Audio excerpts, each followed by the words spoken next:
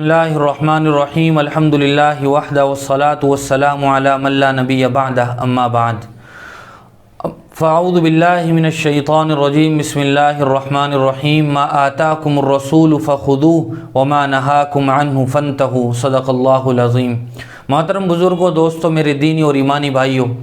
اللہ تبارک و تعالیٰ نے انسان کو اپنی عبادت کے لیے پیدا فرمایا ہے، اور انسان جو بھی کچھ عبادت سر انجام دیتا ہے وہ عبادت وقت اور جگہ کے بدلنے سے اپنی فضیلت کے لحاظ سے بدلتی رہتی ہے۔ جیسے حضرت انس بن مالک رضی اللہ تعالیٰ عنہ کی ایک روایت ہے، وہ فرماتے ہیں کہ آدمی کا اپنے گھر میں نماز پڑھنا ایک نماز کے برابر اجر رکھتا ہے، اور اپنے محلے کی مسجد میں نماز ادا کرنا 25 نمازوں کے برابر اجر ہے۔ جامع مسجد میں نماز ادا کرنا 500 نمازوں کے برابر اجر رکھتا ہے، اور اسی نماز کو مسجد اقصی یا مسجد نبوی میں پڑھنا 50,000 نمازوں کے برابر اجر ہے، اور اسی نماز کو مسجد حرام میں کعبۃ اللہ میں ادا کرنا 1,00,000 نماز کے برابر اجر رکھتا ہے۔ معلوم ہوا کہ جگہ کے بدلنے سے وقت کی فضیلت بدل جاتی ہے، اسی طرح کبھی وقت کے بدلنے سے بھی عبادت کا درجہ بڑھ جاتا ہے۔ آدمی سال کے دوسرے مہینوں اور دنوں میں روزہ رکھے تو اس کی اپنی فضیلت ہے، لیکن رمضان کے روزے کی جو فضیلت ہے وہ سال بھر روزہ رکھنے سے بھی حاصل نہیں ہو سکتی۔ معلوم ہوا کہ وقت کے بدلنے سے بھی عبادت کا درجہ بدل جاتا ہے، لیکن عبادت اسی وقت قابل قبول ہے جب وہ اللہ اور اس کے رسول صلی اللہ علیہ وسلم کے منشے کے مطابق ہو۔ بہت ساری عبادتیں لوگوں نے اپنی طرف سے ایجاد کر رکھی ہیں جن کا شریعت اور سنت سے کوئی تعلق نہیں ہے۔ آدمی خلوص نیت کے ساتھ محنت بھی کرے، لیکن طریقے کے غلط ہونے کی وجہ سے، سنت اور شریعت کے خلاف ہونے کی وجہ سے اس عبادت کا ثواب اسے نہیں ملتا ہے۔ مثال کے طور پر ایک آدمی روزہ بڑے خلوص کے ساتھ رکھے، لیکن وہ روزہ آدمی عید کے دن یا بقرعید کے دن رکھے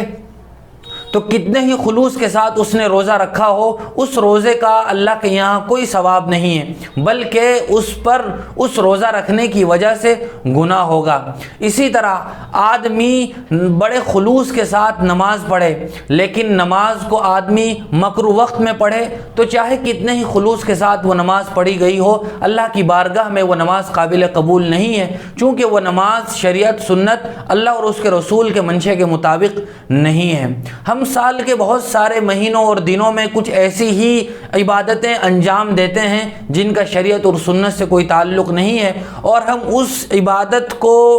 شریعت اور سنت سمجھتے ہیں تو وہ ثواب کے بجائے گناہ کا باعث اور بدعت کی طرف لے جاتی ہے۔ اور حضور صلی اللہ علیہ وسلم کا ارشاد ہے، کل بدعت ضلالہ وکل ضلالۃ فی النار، کہ ہر بدعت گمراہی ہے اور گمراہی انسان کو جہنم کی طرف لے جاتی ہے۔ بہت ساری ایسی ہی چیزوں میں سے وہ نام نہاد عبادتیں ہیں جو آدمی رجب کے مہینے میں سر انجام دیتا ہے۔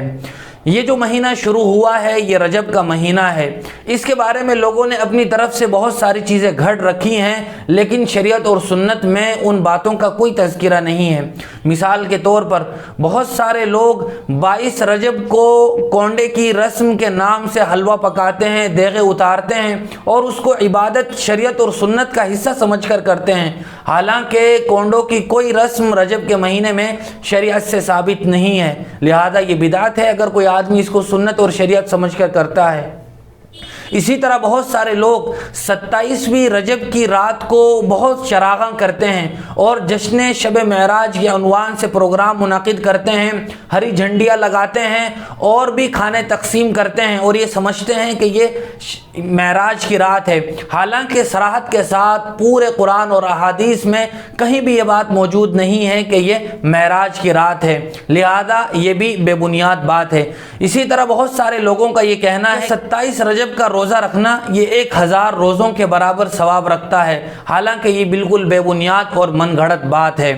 بہت سارے لوگوں نے نماز کے حوالے سے بھی اپنی طرف سے کچھ ایسے طریقے ایجاد کر لیے ہیں کہ فلاں رات میں 2 رکعات نفل پڑھنا اور پہلی رکعت میں یہ سورت پڑھنا اور دوسری رکعت میں یہ سورت پڑھنا، اس سے یہ ثواب ملتا ہے۔ اس طرح کی بھی کوئی بات شریعت اور سنت میں موجود نہیں ہے، لہذا وہی عبادت اللہ کی بارگاہ میں قابل قبول ہے جو اللہ اور اس کے رسول کے منشے کے مطابق ہو اور احادیث یا قرآن مجید کے مطابق یا اس کی روشنی میں ہو۔ یاد رکھنا چاہیے کہ رجب کے بارے میں کوئی بھی بات اس طرح کی احادیث سے ثابت نہیں ہے۔ ہاں، حضور اکرم صلی اللہ علیہ وسلم سے یہ بات ثابت ہے کہ جب رجب کا مہینہ شروع ہوتا تھا تو جہاں اللہ کے رسول صلی اللہ علیہ وسلم نئے مہینے کی چاند کی دعا پڑھتے تھے، وہیں رجب کے مہینے میں ایک مخصوص دعا بھی پڑھتے تھے۔ ہر مہینے کا چاند دیکھنے کے وقت کی جو دعا ہے وہ یہ ہے: اللہم اہلہ علینا بالیمن والایمان والسلامۃ والاسلام والتوفیق لما تحب وترضى ربی وربک اللہ۔ رجب کا جب مہینہ ہوتا تو آپ یہ دعا بھی پڑھا کرتے تھے: اللہم بارک لنا فی رجب وشعبان وبلغنا رمضان۔ اے اللہ تو رجب اور شعبان میں ہمیں برکت عطا فرما اور ہماری عمر تو اتنی طویل فرما کہ ہم رمضان تک پہنچ سکیں۔ اس دعا کے علاوہ کوئی بھی بات رجب کے حوالے سے احادیث میں موجود نہیں ہے، لہذا رجب کے چاند دیکھنے پر آدمی کو اس دعا کو پڑھنے کا اہتمام کرنا چاہیے، اور رمضان کے حوالے سے آدمی کو اپنے آپ کو ذہنی طور سے، جسمانی طور سے تیار کرنا چاہیے کہ رمضان المبارک کا بہت ہی بابرکت اور مقدس مہینہ آنے والا ہے۔ اپنے ذہن سازی کی جائے تاکہ ہم اس مہینے میں خوب جذبے کے ساتھ اللہ کی عبادت کر سکیں، پورے اہتمام اور اس کے آداب کے ساتھ روزہ رکھ سکیں۔ اس کے علاوہ بعض علماء نے یہ بات نقل کی ہے کہ سال بھر میں 5 راتیں ایسی ہیں جن میں دعا قبول ہوتی ہے۔ ان میں ایک رات شب جمعہ ہے، ایک رات 15ویں شعبان کی رات ہے، اور ایک رات عید کی، اور ایک رات بقرعید کی رات ہے۔ 5ویں رات کا تذکرہ انہوں نے کیا ہے کہ رجب کی پہلی رات ایسی رات ہے جس میں دعا قبول ہوتی ہے، یہ علماء نے فرمایا ہے۔ اس کے علاوہ کوئی بات صحیح احادیث سے ثابت نہیں ہے۔ ہاں، البتہ اگر کوئی آدمی کوئی خاص فضیلت ذہن میں نہ رکھتے ہوئے ماہ رجب المرجب میں کوئی بھی عبادت کرتا ہے تو اس کا ثواب اسے دوسرے مہینوں کے مقابلے میں زیادہ ملتا ہے۔ حضور اکرم صلی اللہ علیہ وسلم کی حدیث ہے: